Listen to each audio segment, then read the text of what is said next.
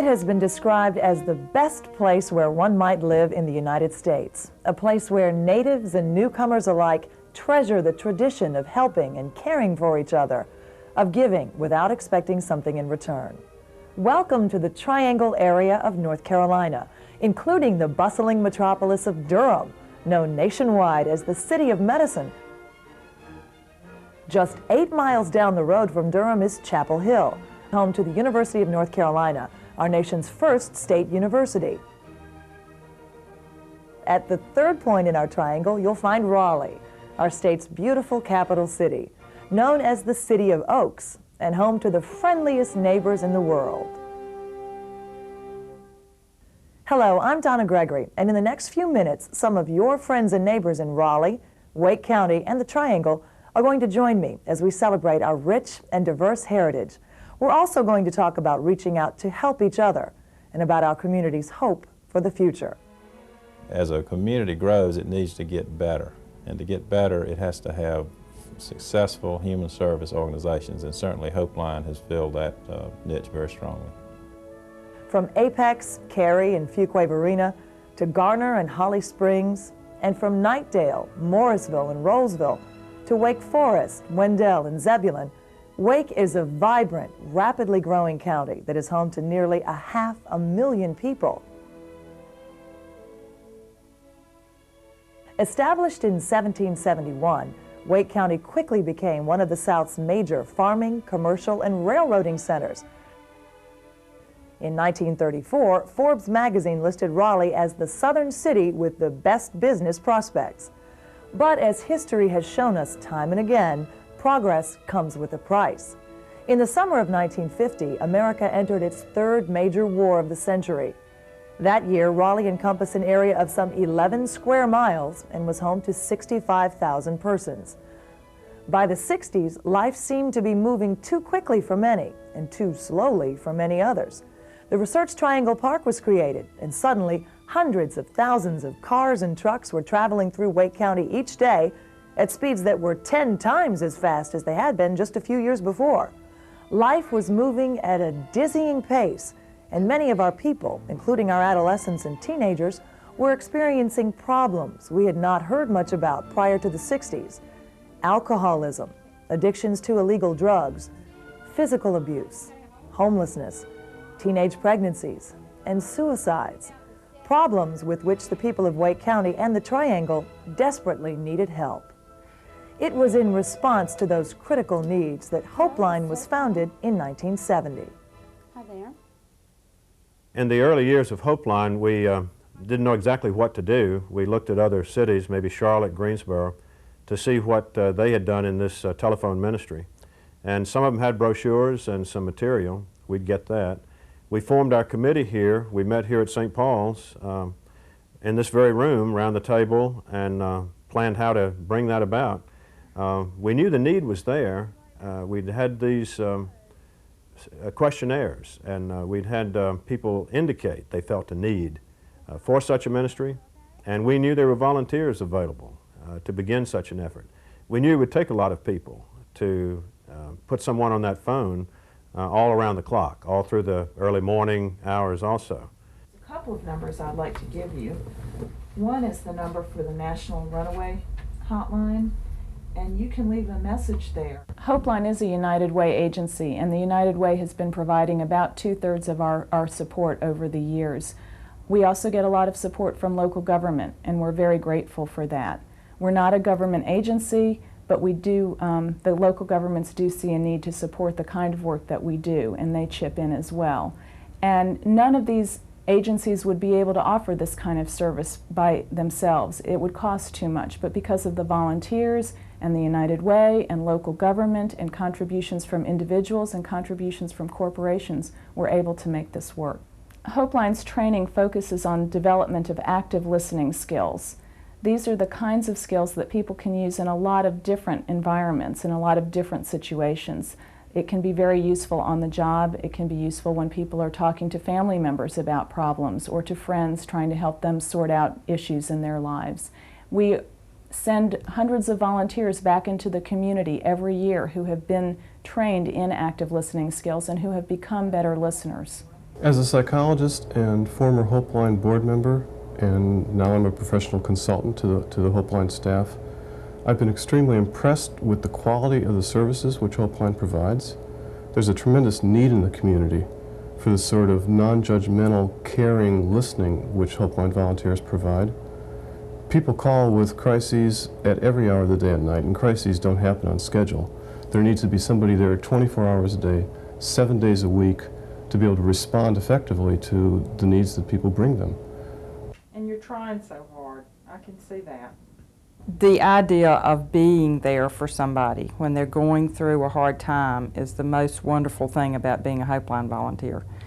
And the thing about it is, the people that call us are people that are just like us. Everybody has problems, but not everybody has somebody to talk to about it. Mr. Ingram, as president of one of the largest companies in the Triangle and the state, in fact, you know so very well the value of cooperation and of teamwork, and as is the case with HopeLine, the importance of neighbors being concerned for each other in our community. I certainly do, Donna, and let me say that I think one of the real reasons that the Triangle is the wonderful place to live and work that it is that it's a community made up of people who care about each other. And it's in this environment of people caring about each other that I think HopeLine particularly adds value, in that it's a resource there for people who need it. And let's face it, at varying points in all of our lives, we face times of need. You're feeling lonely? We're touching a lot of families. We don't always know which families we're touching, but you'd be surprised at the many people that call and look for HopeLine or look to HopeLine for assistance. I have had many highs in my life with winning wonderful games like the 1983 championship, and then everything could crumble in one day. And the day that we found out that Jim had cancer was certainly one of those days. And the next 10 months, I needed all the people and all the strength and all the courage from everybody. The people in Raleigh were absolutely wonderful with sending letters and cards and calls and to give us the strength that we needed to go on. And I'm just so grateful there are people out there like HopeLine people that are always there for you when you feel like you're down and out and you need help from another human being. And these are some of the things that make... The reason I became involved in HopeLine was because I had a personal crisis in my life. Not knowing which way to turn, I picked up the newspaper one day and saw an ad about HopeLine Volunteers Crisis Center, and it gave a brief description of what it was. So I decided to call that number and spoke to a young man. To this day, I don't know his name. He doesn't know mine. But I had briefly told him what my problem was and what I was looking for, and he turned me on to some referral numbers. And I called these numbers, and they got me the help that I needed, and it got my life back on track. And to this day, you know, I don't know what I would have done without it. It made a difference in my life going through HopeLine at that time. It provides an outlet for someone that would feel the despondency or the pain that was happening at the time, that there is someone out there that you can call and it can listen and is non-judgmental in that approach. I wish my son had taken advantage of that availability. And the hopes that I have are that HopeLine will continue in this community and that it only gets stronger and more recognized as a vehicle that people can turn to get over whatever they're feeling at the time. In order to better serve our entire community, HopeLine offers 2 programs targeted to young people. Our Teen Talk line gives teenagers the opportunity to call in and talk with trained teen volunteers. Our Phone Friend program, which is co-sponsored by the Wake County PTA Council, uses both teen and adult volunteers to answer calls from elementary school students who are home alone in the afternoons. Both Teen Talk Line and Phone Friend provide a valuable volunteer experience for teens and help them develop self-confidence and improved listening skills. People can call and they can talk about anything they want to. And there's so many different topics in the world facing the teenagers today that it's good to have someone to listen to and someone who can relate to you, who can identify with you, who be an ear, someone who won't judge you. Tell me what she said when you tried to talk to her. It's a wonderful thing they do. I'm so proud of all the volunteers, all the people who help out, and I just want to urge people to give more time, more help. This is a caring community. It's one of the reasons people love to come here. It's the reason we can recruit industry here, good jobs, high-paying jobs, but we need to tend to the needs of our people, and HopeLine does it in a very special way.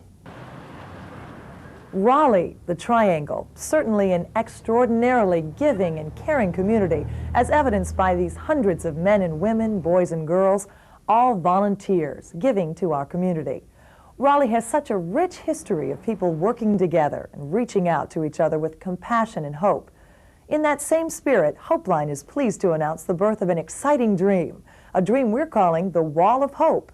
Thanks to the generosity of York Properties, HopeLine has begun planning a huge mural, a wall of hope that will cover this entire wall at Mission Valley Cinemas on Avent Ferry Road.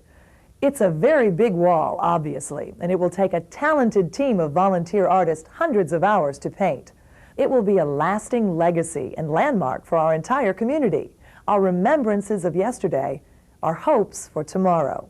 The Wall of Hope will require the support and efforts of hundreds of HopeLine's friends. Well, the Wall of Hope, my son George always says I love murals, and I actually do love murals, and the idea of having a Wall of Hope at our Mission Valley Shopping Center is one that's very exciting to me. When I was approached, I began calling them back, and saying, hey, let's get this done. I really want to see it happen.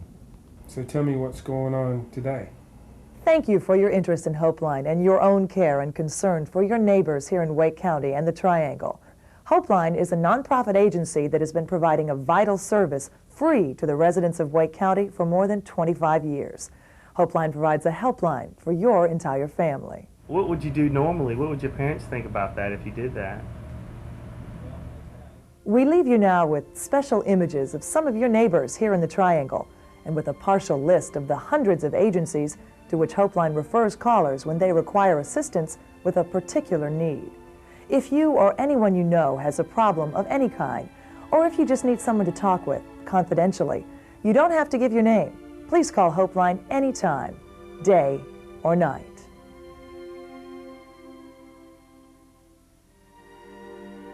I remember one particular call that I had with a man who was contemplating suicide, and we talked for a long, long time about various things that were going on with him. And I felt like we had made some progress in the call, but I really couldn't tell when we hung up. He didn't promise he wasn't going to commit suicide, but he seemed a little bit better than he had when he first called.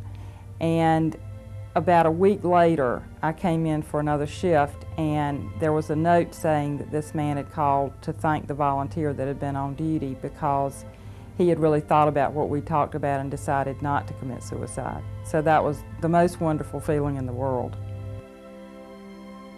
It's tough being a kid today, being a coach in Wendell and having children under me playing, and I have 3 children of my own.